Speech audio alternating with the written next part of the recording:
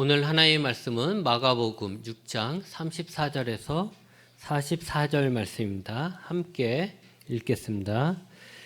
예수께서 나오사 큰 무리를 보시고 그 목자 없는 양 같음으로 인하여 불쌍히 여기사 이에 여러 가지로 가르치시더라. 때가 저물어 가매 제자들이 예수께 나와 여짜오되 이곳은 빈도리오 날도 저물어 가니 우리를 보내어 두루 총과 마을로 가서 무엇을 사 먹게 하옵소서. 대답하여 이르시되 너희가 먹을 것을 주라 하시니 여짜오되 우리가 가서 200데나리온의 떡을 사다 먹으리까. 이르시되 너희에게 떡 몇 개가 있는지 가서 보라 하시니 알아보고 이르되 떡 5개와 물고기 2마리가 있더이다 하거늘 제자들에게 명하사 그 모든 사람으로 때를 지어 푸른 잔디 위에 앉게 하시니 때로 100명씩 또는 50명씩 하든지라.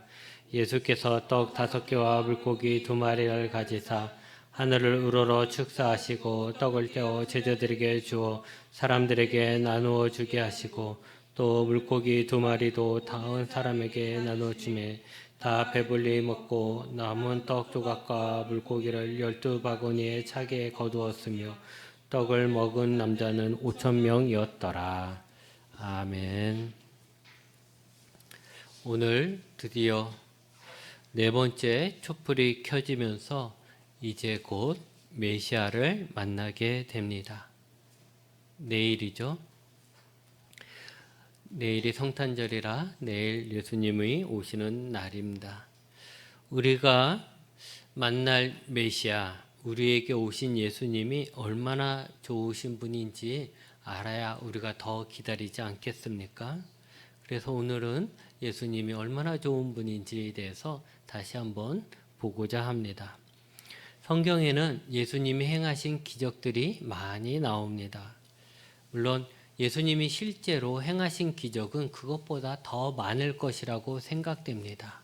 그런데 그 일들을 다 적을 수는 없으니까 성경은 이제 필요한 만큼 적었겠죠. 이제 그 중에 골라서 기록했을 겁니다. 근데 그 기적, 예수님이 행하신 기적 이야기 중에 사복음서, 마태, 마가, 누가, 요한복음에 다 기록된 기적은 오늘 읽은 오병이어 기적밖에는 없습니다. 그것은 모든 복음서에서 기록할 만큼 이 오병이어의 기적은 중요한 이야기였다, 중요한 사건이었다는 것을 우리에게 말해주고 있습니다. 우리는 오병이어의 기적 이야기를 생각할 때 제일 먼저 떠오르는 것이 아마도 아이가 드린 물고기 2마리와 떡 5개일 것입니다. 그러면서 그 아이의 헌신을 통해서 그 놀라운 일이 이루어진 것을 보면서 나도 하나님 앞에 내가 가진 것 작지만 드려야 되겠다라는 마음을 갖게 될 것입니다. 그런데 그 마음도 참 이쁘지만 사실 헌신을 강조하기 위해서 사복음서가 이 이야기를 다 기록한 것은 아닙니다. 이 이야기는 예수님이 누구신지, 예수님이 어떤 분인지에 대해서 설명하기 위해서 참 그것을 설명하는 데 있어서 참 중요한 사건이기 때문에 기록을 한 것입니다. 그래서 우리는 오늘 말씀을 통해서 떡 5개와 물고기 2마리를 볼 것이 아니라 바로 예수님을 봐야 합니다. 배경을 보면 몰려드는 사람들로 인해서 예수님과 예수님의 제자들은 식사도 하지 못했습니다. 그래서 예수님은 제자들에게 한적한 곳으로 가서 쉬라고, 사람들이 계속 오니까 이 사역 때문에 힘드니까 밥도 못 먹고 그러니까 한적한 곳에 쉬라고 했고, 그래서 한적한 곳을 찾아 배를 타고 갔죠. 그런데 어떻게 알았는지 쉬러 간 그곳에 또 많은 사람들이 먼저 와 있었습니다. 저 같으면 화가 났을 것입니다. 제가 이제 목사만이 할 수 있는 게, 교단적으로 목사만이 할 수 있는 게 2가지가 있는데 그 중에 하나가 안수죠. 머리에 손을 얹고 안수하는 것은 목사만이 할 수 있습니다. 제가 목사가 되어서 안수를 하죠. 이제 우리 교회는 많이 하지 않지만 그래도 때가 되면 또 이렇게 송구영신 예배 때 이럴 때 안수하기도 하고 특별히 어디 아프시거나 요청하시면 안수를 합니다. 근데 여러분 안수가 제가 해보면 그냥 기도하고 또 달라요. 그냥 기도는 이렇게 손잡고 이렇게 기도해 주거나 기도하는 거는 그냥 기도인데 안수 기도를 하면 저뿐만이 아니라 많은 목사님들이 그 얘기를 하죠. 또 이번에도 모여서 그 얘기를 했는데 안수 기도하면 너무 힘들다. 너무 요즘 말로 하면 기가 빨린다. 너무 힘들다. 이런 말을 합니다. 그러니까 안수 기도는 그냥 기도하고 또 달라요. 정말 많이 힘들거든요. 근데 예수님과 예수님의 제자들이 많은 사람들이 아파갖고 병들고 문제 가지고 예수님 우리 좀 고쳐주세요. 도와주세요. 이러고 몰려서 와서 그거 기도해 줬다면 그게 얼마나 힘들었을까 싶어요. 진이 다 빠지겠죠. 그래서 좀 쉬려고 이렇게 좀 다른 데로 도망갔는데 그것에 또 사람들이 또 막 몰려 있는 거죠. 그러니 그것이 얼마나 힘들겠어요. 저 같으면 화가 났을 겁니다. 짜증이 났겠죠. 사람들이 해도 너무한다 생각이 들었을 겁니다. 지금까지 밥도 안 먹고 계속 그렇게 해줬는데 이제 나중 밥 좀 먹고 좀 쉬어야 또 일을 할 거 아니에요. 그런데 또 쉬지도 못하게 다 몰려 있는 거예요. 그래서 아마 저 같았으면 막 짜증을 내고 막 야단치고 나중에 오라고 좀 쉬었다고 오라고 1시간 뒤에 오라고 2시간 뒤에 오라고 했을런지도 모릅니다. 그런데 예수님은 그러지 않았죠. 34절에 보니까 뭐라 그랬습니까? 그들을 불쌍히 여기셨다라고 합니다. 저 같은 사람의 마음은 그들이 내가 해야 될 일거리인데 일거리라서 힘든데 피곤하고 그래서 좀 멀리하고 싶은데 예수님은 그들을 똑같이 바라보시는데 어떻게 바라보셨냐면 불쌍한 자로 바라보셨다는 거죠. 그러니까 똑같은 것을 보고 다른 마음을 갖는 거죠. 예수님은 병든 자, 힘든 자, 나약한 자, 이런 늘 사고 뭉치 이런 사람들을 볼 때 불쌍한 마음으로 보시는 거죠. 예수님을 따라온 그들이 마치 목자 없는 양같이 보였다라고 합니다. 양은요, 우리가 잘 알고 있는 것처럼 참 약한 동물이죠. 스스로 자신을 방어하지 못하는 동물입니다. 그래서 목자가 있어야만이 안전하고 먹을 것도 스스로 잘 못 찾으니까 목자가 이끌어줘야 풀도 먹고 물도 마시고 이렇게 편안하게 살 수 있는 거예요. 그래서 목자와 함께 있는 양은 포동포동한 행복한 양이라면 그 목자가 없는 양은 삐쩍 마른 그냥 불쌍한 양이죠. 아무것도 얻어먹지 못했구나 하는 불쌍한 양입니다. 예수님은 쉬지도 못하게 쫓아온 그들이 그런 목자 없는 양처럼 보인 거예요. 그래서 화가 나기보다는 불쌍한 마음이 든 것입니다. 그들을 불쌍히 여기신 예수님은 그들을 쫓아내지 않으시고 부족하고 병든 그들을 고쳐주시고 또 천국의 복음을 주시면서 가르치셨습니다. 여러분, 우리의 주님이 되시고 우리의 구원자가 되시는 예수님이 참 좋은 것이 뭐냐면 바로 이 불쌍히 여기는 마음입니다. 여러분의 왕이, 여러분의 부모님이, 여러분의 어떤 상사가 측은지심이 많은 따뜻한 분이라면 그게 얼마나 큰 복입니까? 그렇죠? 저는 기도할 때 저의 잘남, 저의 의로움, 저의 열심을 가지고 기도하지 않고 나를 불쌍히 여기시는 예수님의 그 긍휼하심을 의지해서 기도합니다. 하나님, 내가 하나님 앞에 어떻게 열심히 했는지 기억하시죠? 그러니 하나님 저를 도와주셔야 합니다. 하나님, 내가 여태까지 주일 예배 한 번도 안 빠지신 거 잘 기억하시죠? 그러니 하나님, 이번엔 정말 우리 아들 취직하게 해주셔야 합니다. 이렇게 기도하지 않는다는 거죠. 늘 하나님 앞에 하나님, 나를 불쌍히 여겨 주십시오. 나를 불쌍히 여겨 주시는 하나님, 이러면서 기도를 한다라는 것입니다. 우리에게 오신 예수님은 긍휼이 많으신 분입니다. 예수님은 많은 기적을 행하여서 사람들을 고치셨습니다. 예수님이 왜 그 많은 사람들에게 그 기적을 행하셨을까요? 왜 예수님은 그 하늘 보좌를 내려놓고 이 낮고 낮은 땅으로 오셨을까요? 왜 예수님은 멀쩡한 사람들 냅두고 병든 자와 죄인을 부르러 오셨을까요? 왜 예수님이 나 같은 사람을 부르셨고 구원하실까요? 바로 불쌍히 여기시기 때문입니다. 오늘도 예수님은 목자 없는 양 같은 우리를 불쌍히 여기셔서 우리의 목자가 되어서 우리를 도우시고 지켜주시고 우리의 필요를 채워주십니다. 목자 없는 양 같은 백성은 에스겔에서 하나님께서 이스라엘을 표현하신 방법입니다. 에스겔서 34장 5절에 목자가 없으므로 그것들이 흩어지고 흩어져서 모든 들짐승의 밥이 되었도다라고 하셨습니다. 목자가 없는 양, 그들을 지켜줄 자가 없는 자, 이스라엘. 그래서 결국 이스라엘은 나라가 망하고 망한 이스라엘의 국민들, 이스라엘 민족은 뿔뿔이 흩어지게 되는 거죠. 그런데 하나님은 거기서 끝나지 않아요.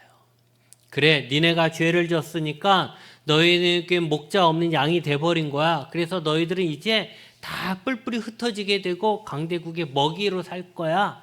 이렇게 해서 끝나는 게 아니에요. 그런 목자 없는 이스라엘을 긍휼히 여기시는 하나님께서 34장 23절에 이렇게 말씀하십니다. 내가 한 목자를 그들 위에 세워 먹이게 하리니 그는 내 종 다윗이라. 그가 그들을 먹이고 그들의 목자가 될지라고 약속하셨습니다. 목자를 잃어서 뿔뿔이 흩어진 그 양들을 그냥 냅두는 게 아니고 하나님께서 그들이 불쌍하셔서 그들에게 없는 목자를 다시 세워주신다는 거죠.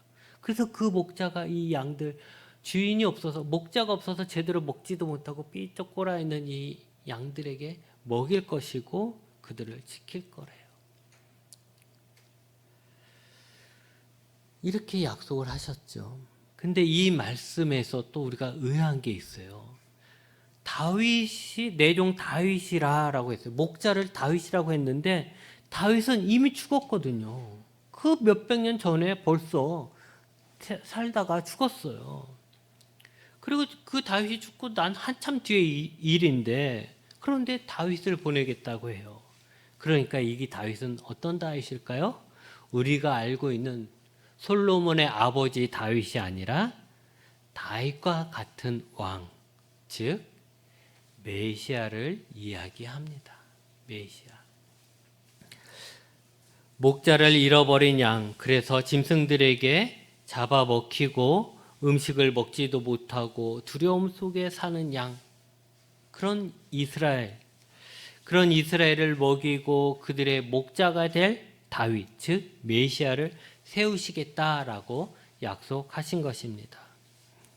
오늘 오병이어의 기적은 목자 없는 양 같은 이스라엘을 먹이신 예수님의 기적 이야기로 그것은 곧 에스겔을 통해서 하나님이 보내시겠다고 했던 다윗, 그 메시아가 누구라고요? 예수님이라는 것을 보여주고 있는 사건입니다. 날이 저무니까 제자들이 예수님에게 이들로 하여금 마을에서 뭔가를 사 먹을 수 있도록 보낼 것을 제안하죠. 이제 날이 저무니까 이들을 먹여야 될 거 아니에요? 자기도 못 먹었지만. 그러니까 예수님에게 이들을 이제 보내라고, 가서 밥 먹고 오라고 하라고 그렇게 얘기를 해요. 근데 예수님은 뭐라 그럽니까? 너희가 먹을 걸 주라고 얘기합니다. 여러분이 제자라면 뭐라고 했을까요? 이들의 수가 남자만 세도 5천 명이에요. 이들을 먹일 돈이 얼마나 필요할까요? 그리고 또 그 많은 음식을 지금 사서 언제 또 다 운반해가지고 이들을 먹인단 말입니까? 어디서 5천 명이 먹을 빵을 구하냐고요. 불가능하죠. 그러니까 제자들도 똑같이 생각한 겁니다. 근데 예수님은 그런 계산도 하지 않고 그들에게 있는 떡이 몇 개이냐고 묻습니다. 우리식으로 얘기하면 떡이지만 그들로 얘기하면 빵이겠죠. 뭐 맛없는 보리빵 같은 거 빵이었을 거예요. 제자들은 예수님에게 이제 보고하는 거죠. 보리빵 5덩이와 물고기 2마리가 있습니다. 이 얘기할 때 제자들의 마음은 뭘까요? 이거밖에 없어요. 인데 어떻게 먹입니까, 예수님? 이 얘기했겠죠. 이 제자들의 생각은 지극히 정상적이고 상식적인 생각입니다. 그런데 예수님은 사람들을 100명씩, 50명씩 앉게 하세요. 그리고 그 보리떡 5개와 물고기 2마리를 가지고 축사하시는 거죠. 하나님 앞에 이제 들여서 축사하시고, 그 다음에 떡을, 그 빵을 떼어서 나눠주는 거예요. 이렇게 사람들. 그런데 그렇게 나눠줬을 때 놀랍게도 그 많은 사람들이 다 배불리 먹었고 12광줄이나 남았다는 거죠. 어떻게 하셨는지 모르겠지만 여러분, 떡을 갖고, 우리가 성찬식 원래 그렇게 하는 건데 떡을 가지고 이렇게 사람들에게 찍 찢어서 나눠준다 쳐요. 이렇게 드시라고 이렇게. 그러면 이게 나눌수록 이건 점점점 줄어갖고 없을 거 아니에요?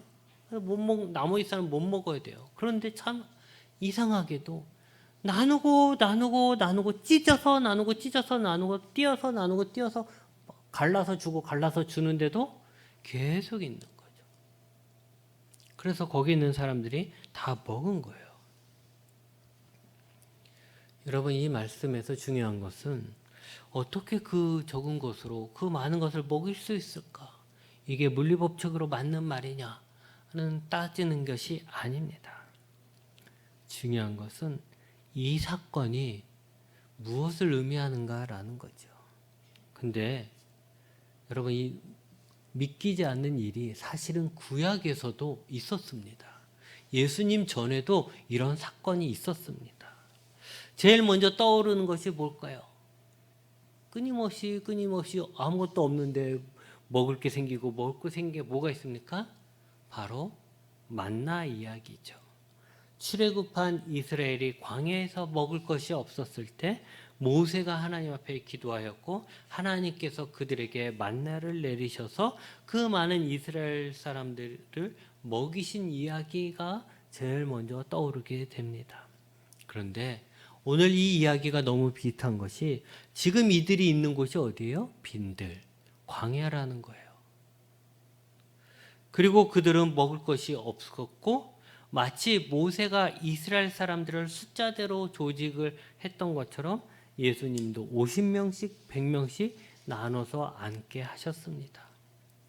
그래서 예수님께서 이 굶주린 많은 사람들에게 끝도 없이 먹을 것을 나눠주시는 모습은 마치 그 옛날 모세를 통해서 만나가 내려진 그 사건과 연결되는 것이죠. 그게 떠오르게 되는 것이죠.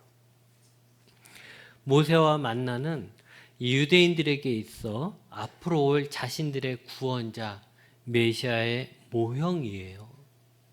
또 하나님이 내려주시는 양식을 먹는 것은 모세와 같은 메시아가 왔을 때 경험하게 될 상징과 같은 것입니다. 우리에게도 메시아가 오면 저 옛날 모세를 통해서 하나님께서 만나를 내려주셨고 그들이 만나를 먹었듯 우리도 그렇게 될 것이다 라는 기대감이 있는 거죠. 근데 그것이 지금 딱 맞물리게 되는 것입니다. 또 구약에서 가장 많은 기적을 행한 선지자라고 하면 누굴까요? 엘리사입니다. 그가 행한 기적 중에 이런 이야기가 있어요. 열왕기하 4장에 보면 어떤 사람이 보리떡 20개와 자루에 담은 채소를 담아가지고 엘리야에게 가져옵니다. 그런데 여러분, 보리떡 20개를 가지고 엘리사는 100명을 먹여요. 그런 기적 이야기가 있죠.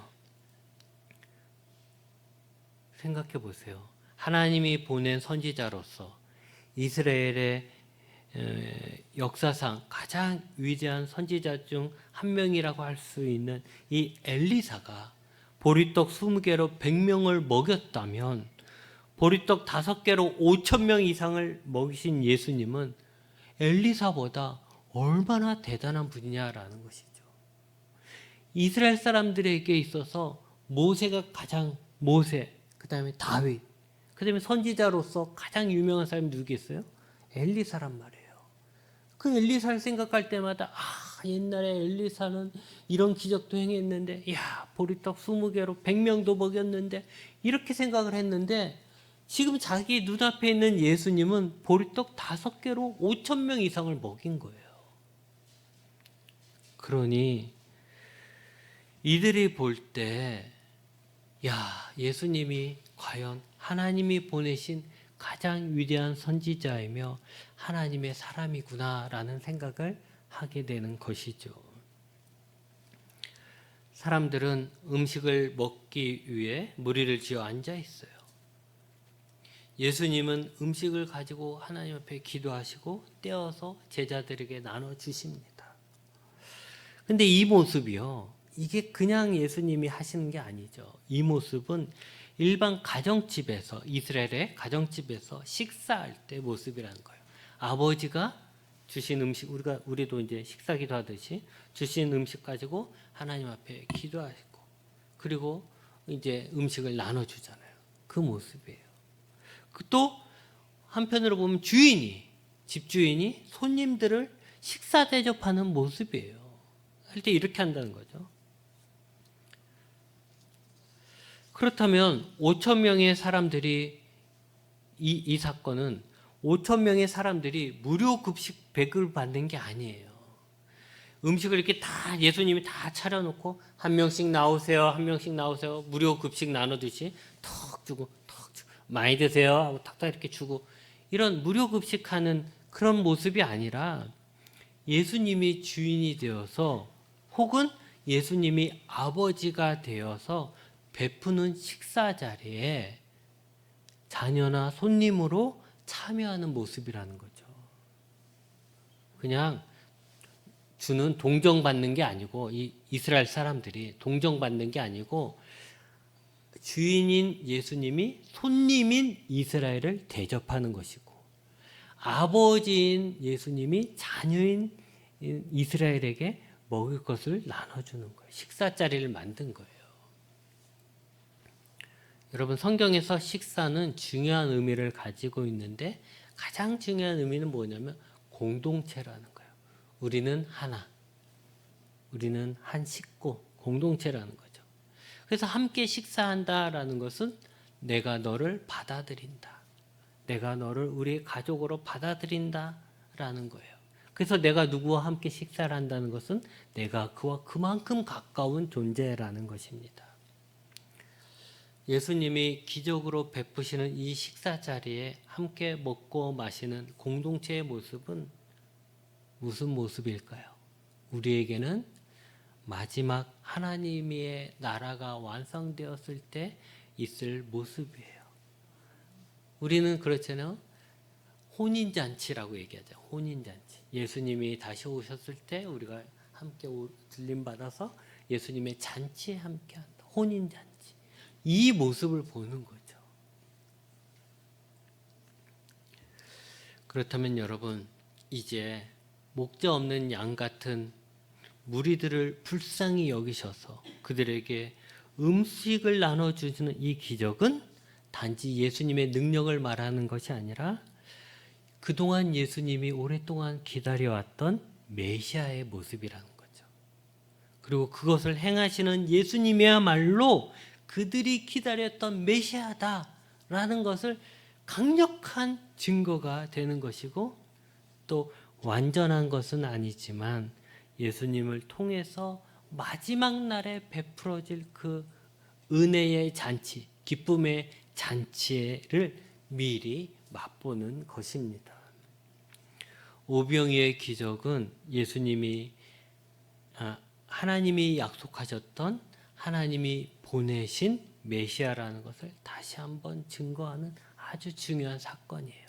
그래서 예수님에 대해서 쓴 이 사복음서에 다 빠지지 않고 기록되어 있는 것입니다.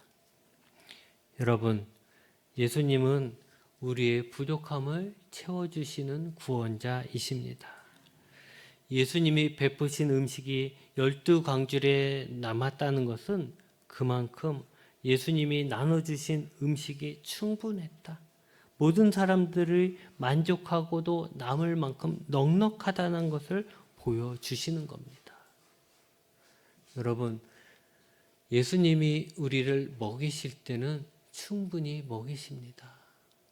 예수님이 준비한 게 너무 없어서 서로 경쟁적으로 막 와서 먼저 막 갖고 나중에 못 먹는 거 아니에요. 예수님의 은혜를 누리고 예수님이 주신 생명을 누리는데 경쟁적으로 다른 사람 다 밀치고 와야지만 그걸 얻을 수 있는 그런 게 아니라는 거죠. 예수님은 우리에게 넉넉하게 주신다라는 거예요. 그래서 예수님의 은혜는 늘 우리에게 풍성합니다. 늘 우리에게 풍성한 거예요. 여러분, 생각해 보세요. 모든 사람들이 배불리 먹는 세상이 어디에 있습니까? 그 어디에도 없습니다. 모든 사람들이 만족할 수 있는 사회가 있습니까? 없어요. 이 세상의 모든 사회 중에 모든 사람들을 만족시킬 수 있는 사회는 없습니다. 그런데 그런 사회가 예수님이 가져오신 하나님의 나라에서는 가능하다는 거예요. 예수님 안에서는 가능하다는 거예요. 우리가 사는 세상은 내가 만족하기 위해서 내 옆에 사람은 부족해야 되는데, 예수님 안에서는 나도 만족하고 너도 만족할 수 있다는 거예요. 나만 사랑받는 게 아니라 너도 사랑받을 수 있다는 거예요. 쟤만 하나님 앞에 축복받는 게 아니라 나도 축복받을 수 있다는 거예요. 예수님 안에서는 모든 사람들이 배부를 수 있고, 모든 사람들이 만족할 수 있고, 모든 사람들이 함께 누릴 수 있다는 거예요. 그래야 함께 웃죠. 이제 말씀을 정리합니다. 오병이의 기적을 통해 우리에게 오신 예수님을 우리는 알 수 있습니다. 예수님은 우리를 불쌍히 여기시는 분입니다. 우리의 부족함이, 우리의 약함이, 우리의 무능함이, 우리의 불신이 예수님을 화나게 하고 예수님에게 버려질 이유가 되는 것이 아니라, 예수님이 그런 우리를 다 용서하시고 품어주실 만큼, 기다려주실 만큼 크신 사랑을 가지고 우리를 대하십니다. 그렇기 때문에 우리는 모두, 내가 약하든지 좀 무식하든지 무능하든지 간에 우리는 모두 다 예수님의 사랑을 받을 수 있는 자들입니다. 또한 예수님은 목자 없는 우리에게 목자가 되십니다. 여러분, 지금까지 우리는 우리의 인생을 누구를 의지하면서 살아왔습니까? 아무도 의지하지 못했지 않아요? 의지했지만 그 의지한 것이 배신이 되어서 오히려 나를 상처 주지 않습니까? 그래서 이제 이 세상에 믿을 자 아무도 없다. 이 세상은 나 혼자 내가 다 해야 된다라고 살지 않았습니까? 인생의 모든, 그리고 내 선택에 대한 책임도 내가 다 짊어지면서 인생의 무거운 무게를 내가 짊어지고 그렇게 오지 않았습니까? 그 모습이 마치 목자 없는 양과 같다는 거예요. 그러나 우리에겐 예수님이 목자가 되십니다.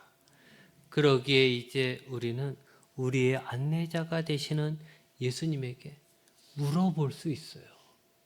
요청할 수 있어요. 예수님, 나를 인도해 주세요.